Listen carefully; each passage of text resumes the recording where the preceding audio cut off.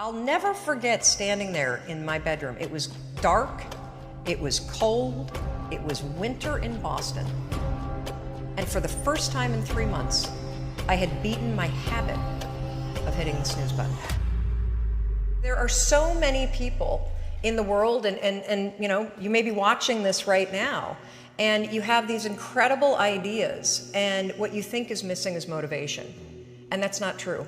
Because the way that our minds are wired and the fact about human beings is that we are not designed to do things that are uncomfortable or scary or difficult. Our brains are designed to protect us from those things because our brains are trying to keep us alive. And in order to change, in order to build a business, in order to be the best parent, the best spouse, to do all those things that you know you want to do with your life, with your work, with your dreams, you're going to have to do things that are difficult, uncertain, or scary, which sets up this problem for all of us.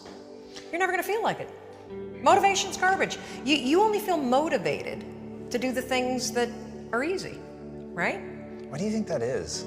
Oh, I know exactly why that is. Because I've studied this so much, because for me, one of the hardest things to figure out was, why is it so hard to do the little things that would improve my life? And what I've come to realize, and what we'll talk a lot about today, is that the way that our minds are designed is our minds are designed to stop you at all costs from doing anything that might hurt you. And the way that this all happens is it all starts with something super subtle that none of us ever catch. And that is with this habit that all of us have that nobody's talking about. We all have a habit of hesitating. We have an idea, you're sitting in a meeting, you have this incredible idea, and instead of just, saying it, you stop and you hesitate. Now, what none of us realize is that when you hesitate, just that moment, that micro moment, that small hesitation, it sends a stress signal to your brain. It wakes your brain up, and your brain all of a sudden goes, oh, wait a minute, why is he hesitating? He didn't hesitate when he put on his killer spiky sneakers. He didn't hesitate with the really cool track pants. He didn't hesitate with the NASA t-shirt. Now he's hesitating to talk, something must be up. So then your brain goes to work to protect you. It has a million different ways to protect you. One of them is called the spotlight effect. It's a known phenomenon where your brain magnifies risk. Why? To pull you away from something that it perceives to be a problem. And so you can truly trace every single problem or complaint in your life to silence and hesitation. Those are decisions. And what I do, and what's changed my life, is waking up and realizing that motivation's garbage. I'm never going to feel like doing the things that are tough or difficult or uncertain or scary or new. So I need to stop waiting until I feel like it. And number two, I am one decision away from a totally different marriage, a totally different life, a totally different job, a totally different income, a totally different relationship with my kids.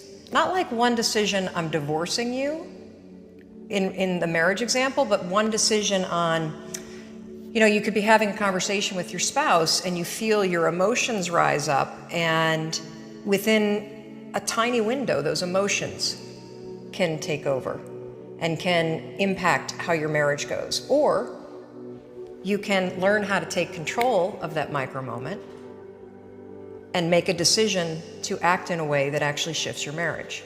Your life comes down to your decisions, and if you change your decisions, you will change everything. I was 41 years old. I was unemployed. My husband had started a restaurant business, which was his dream. This is actually a funny story. When he got laid off from a big job in high tech, and I think he was really relieved. You know how a lot of us wait to quit our jobs and then we get laid off and we're like, yes.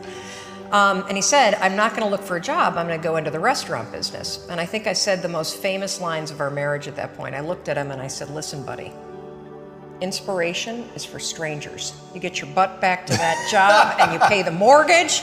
And again, micro moment where I'm being a jerk instead of being a supportive wife. But that's an example of where, when he said he was not going to go get a job, but he was going to start a business, the first thing that was there was fear. Right. And so fear was making the decision for me. God, I love that you can share that though. That's so powerful. Well, so what happened is the first restaurant was a home run. And of course, what do you do when things are successful? You grow it. You grow it really big. And so they decided to raise some money. And we threw in our home equity line, the kids' college savings. They tried to open a second and a third, and at the same point, a grocery store chain encouraged them to go into wholesale. So it basically got way too big, way too fast, and the wheels started to come off. And they came off so badly that the second restaurant failed, and they held on to it for too long, like a lot of us do. It's another trick our brains play on us called sunk costs. When you throw a ton of time and a ton of money at something, it's really hard to let go of it. And if you haven't done it in business, we all have a relationship in our past, stayed way too long. That was a trick your brain played on you.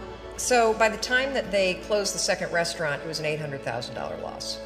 Ooh. I mean, that meant our entire home equity line gone. Right. It meant kids' college. I get just choked up just thinking about how terrifying it was. And so I found myself at the age of 41, like just feeling like a complete failure. And so did Chris.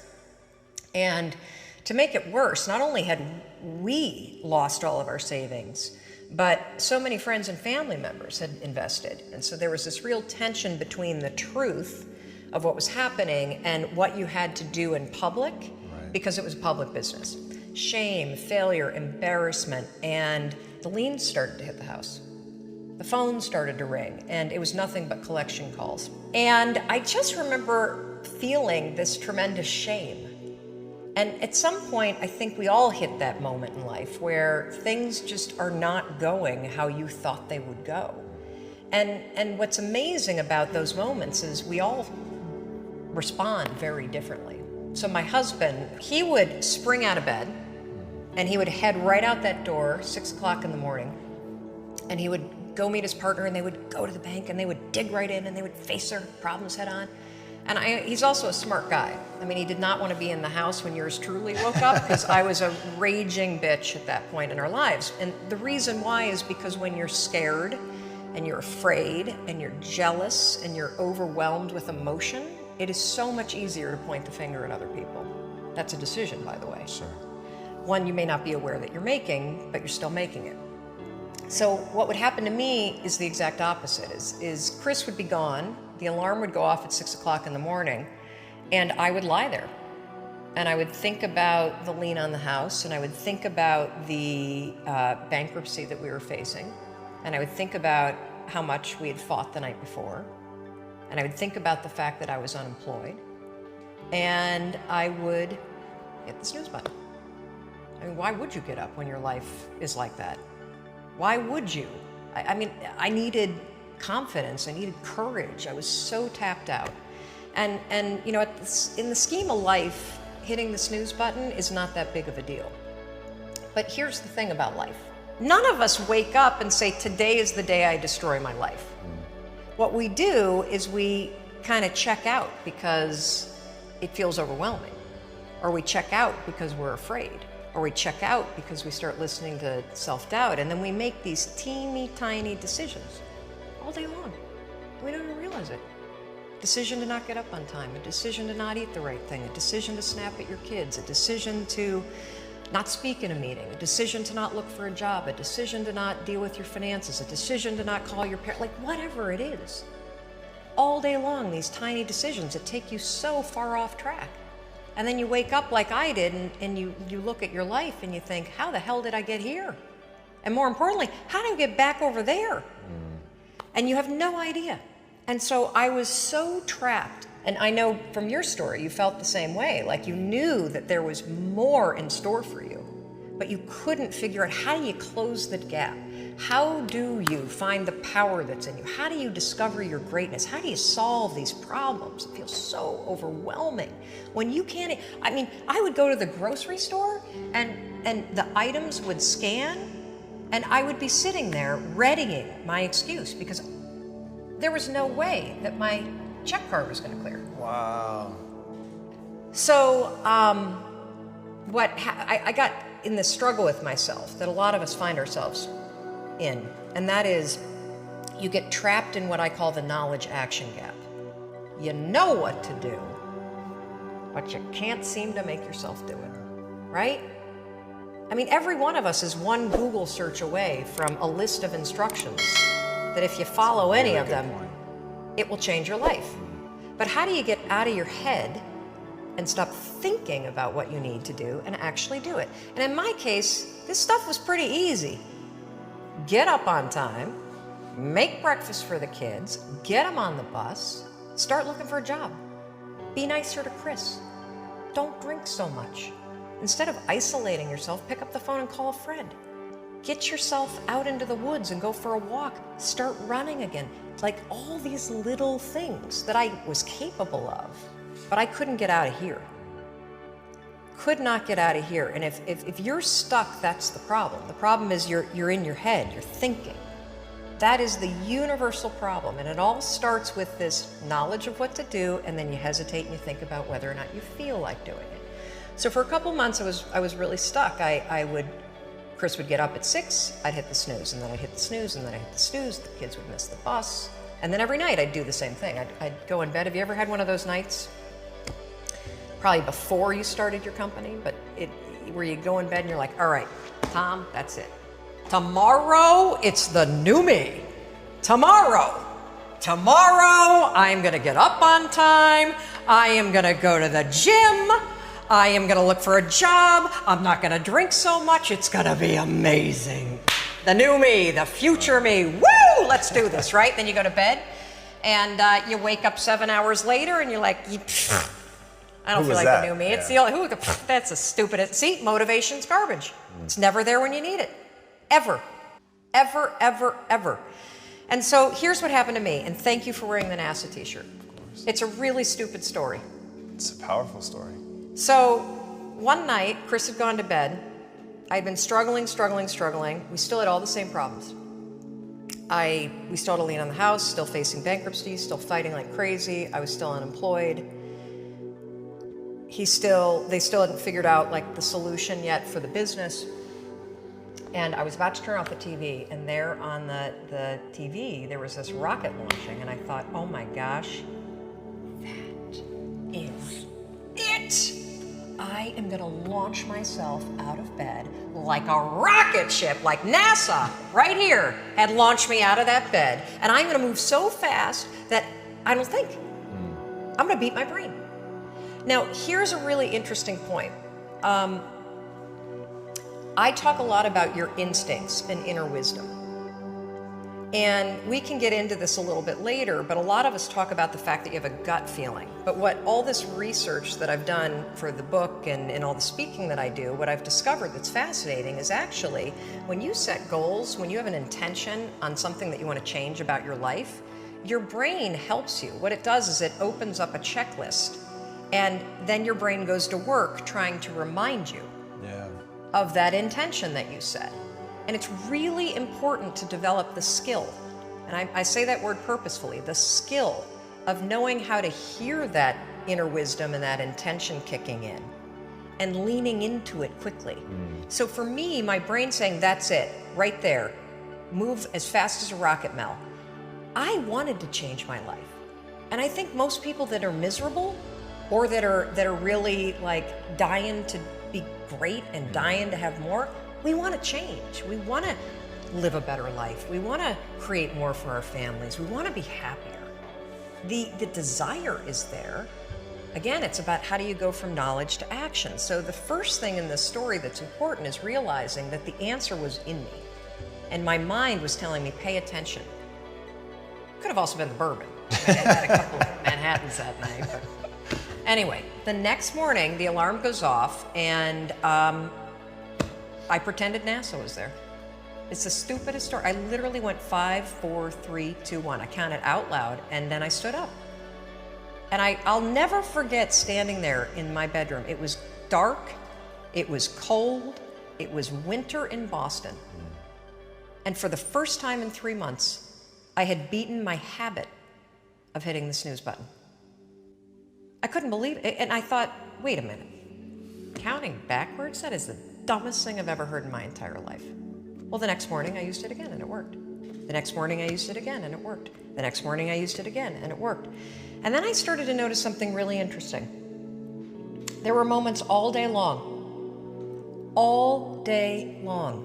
just like that 5-second moment in bed, where I knew, knowledge, what I should do.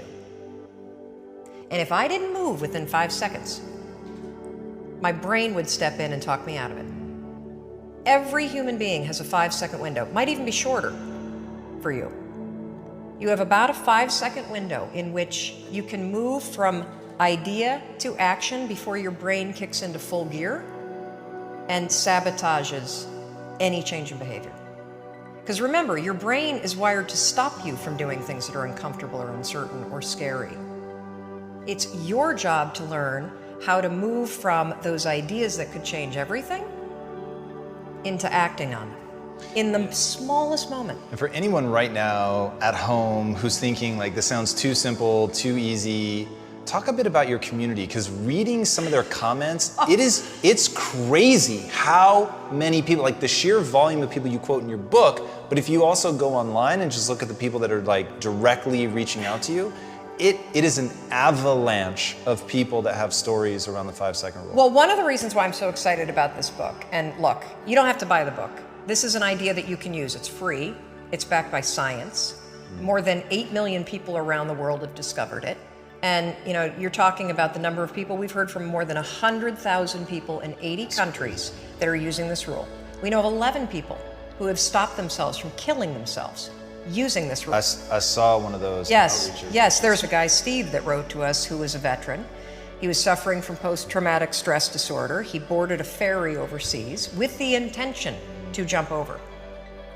He walked over to the railing and his inner wisdom kicked in. In that moment, the 5-second rule, 5, 4, 3, 2, 1, counting backwards, moved away from the railing, asked for help, saved his life.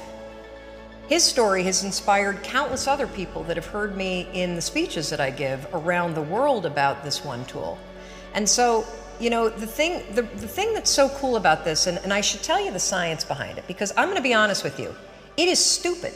Had I ever thought that I would find myself 8 years after discovering it, spending my days telling people about the 5-second rule? First of all, I would have picked a different name, because it reminds you of the one where you have to like pick up food within 5 seconds off the floor, right? It was my secret weapon. This was something I did. I never intended to tell anybody, because I went from getting up on time and waking up on time to shaking up my entire life. Because when you understand the power of a 5-second decision, and you understand that you always have a choice to go from autopilot to decision maker, everything in your life will change. You will be a different negotiator, you will be different in sales, you will be unstoppable in the gym, because you will realize the amount of garbage that you put in the way of your hopes, of your dreams, of your potential, of your confidence, of your courage. Everything comes down to the decisions that you make. We all know what to do. None of us know how to make ourselves do it. So I started researching it. Why does something so stupid work? Why? Why does something so silly create such powerful and profound change? Well, here's why. The rule is a form of metacognition. Metacognition is a fancy pants term that means something real simple.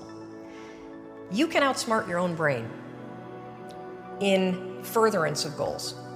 There are tricks that you can use that actually outsmart the tricks your brain plays on you in furtherance of a higher purpose. We all know this. You can restrain yourself if you're in a situation that calls for it. You can jump into a raging river to save your dog or your kid.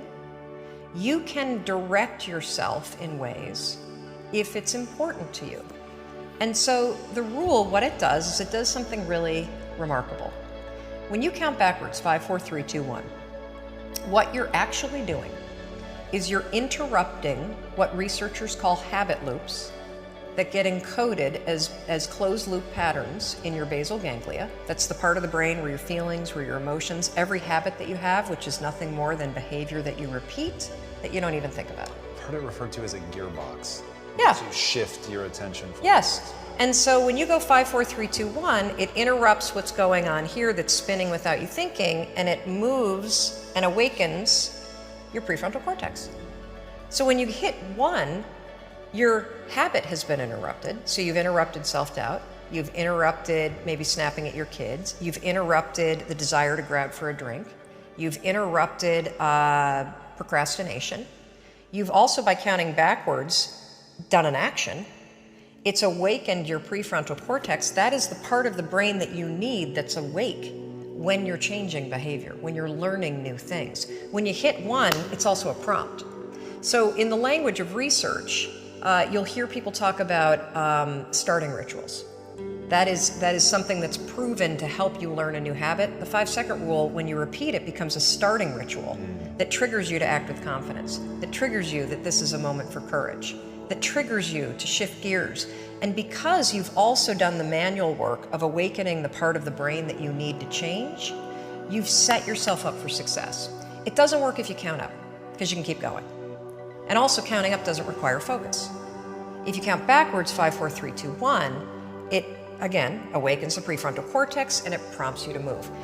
When you start to use it and then you read about it, you'll see that it's being used all over the place. They use it in the armed services in order to align troops and get them to start an exercise. They use it at elementary schools, 5, 4, 3, 2, 1, at big assemblies to get a huge room full of kids to stop talking. Really simple and interesting example, yeah. Because it requires you to focus. It's not a habit. It will become a habit that prompts you to have confidence and courage. But in the beginning, it interrupts patterns of behavior that you do on autopilot. It helps you assert control, and it teaches you how to become the kind of person that moves from thinking about something to actually doing it.